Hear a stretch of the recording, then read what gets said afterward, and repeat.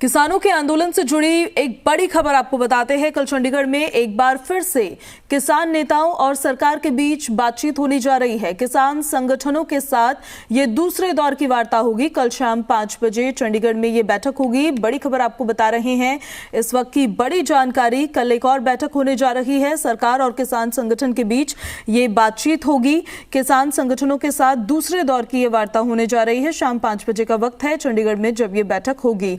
किसानों के आंदोलन से जुड़ी बड़ी खबर आप जान लीजिए। ज्यादा जानकारी के साथ जी मीडिया संवाददाता विजय राणा हमारे साथ फोन लाइन पर कनेक्टेड है। विजय, 13 फरवरी को दिल्ली कूच का किसानों का ऐलान है और कल सरकार के साथ किसान नेताओं की बैठक होने जा रही है, बातचीत होने जा रही है।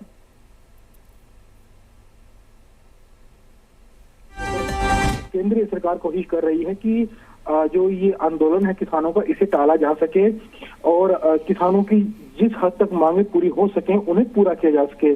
तो इसको लेकर 8 फरवरी को भी एक चंडीगढ़ में बैठक हुई थी जिसमें 3 केंद्रीय मंत्री शामिल हुए थे और इसके अलावा उस बैठक में पंजाब के मुख्यमंत्री भी शामिल थे।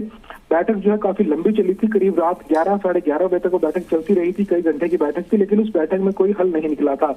अब जो है दोबारा फिर से बैठक की जाएगी 12 फरवरी को शाम 5 बजे और वो बैठक भी चंडीगढ़ में होगी, सेक्टर 26 में। और इस बैठक में भी 3 केंद्रीय मंत्री शामिल होंगे, पीयूष गोयल, नित्यानंद राय और अर्जुन मुंडा। तो ये तीनों जो केंद्रीय मंत्री हैं वो इस बैठक में शामिल होंगे। इसके अलावा जो किसान नेता हैं उन्हें भी बुलाया गया इस बैठक में और एक बार फिर से इसमें चर्चा की जाएगी किसानों की मांगों को लेकर और जो किसान आंदोलन का आह्वान जो किसानों ने किया है उसको लेकर भी बातचीत की जाएगी। तो फिलहाल सोमवार शाम 5 बजे एक बार फिर से बैठक होगी। जब पहले दौर की बैठक हुई थी विजय, पेच कहाँ फंसा था उस दौरान?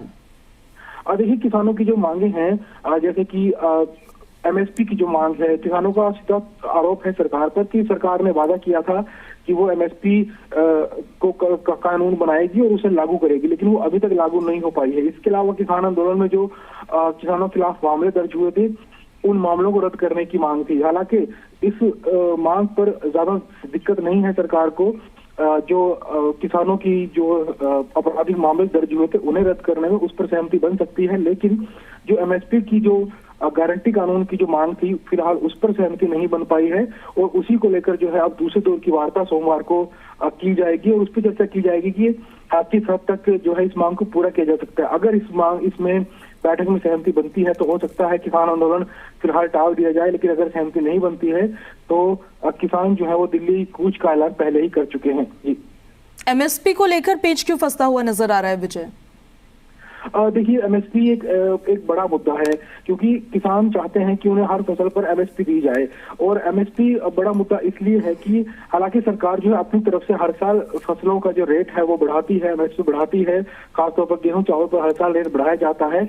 नई रेट हर साल वो भी फसल की पैदावार से पहले जारी कर दिए जाते हैं कि इस साल इस रेट पर फसल बिकेगी, लेकिन एमएसपी लागू होने से कई फसलों का जो रेट बढ़ जाएगा। अगर कोई किसान मंडी में फसल लेकर जाता है तो वहां पर जो खरीदार होंगे उन्हें उस फसल को एमएसपी पर ही खरीदना होगा, जिससे 2 बातें हो जाती हैं। एक तो फसलों का रेट जो है वो बढ़ जाएगा, आगे जो फल फ्रूट है या सब्जियां हैं और फसलें हैं वो उनका रेट बढ़ेगा, वो महंगी लोगों को मिलेगी। और दूसरा एक किसानों के लिए एक ये नकारात्मक पॉइंट है कि अगर किसी फसल का एमएसपी जारी कर दिया जाता है और ये कानून बन जाता है कि हर खरीदार को एमएसपी पर फसल खरीदनी पड़ेगी, अगर उस फसल की जो आपूर्ति है वो ज्यादा है और उस फसल की मांग कम है, ऐसे में किसानों को नुकसान होगा क्योंकि कोई भी जो खरीदार है वो एमएसपी पर फसल को नहीं खरीदेगा, लेकिन उससे कम पर नहीं खरीद सकता क्योंकि उससे कानूनी कार्रवाई उस पर हो सकती है।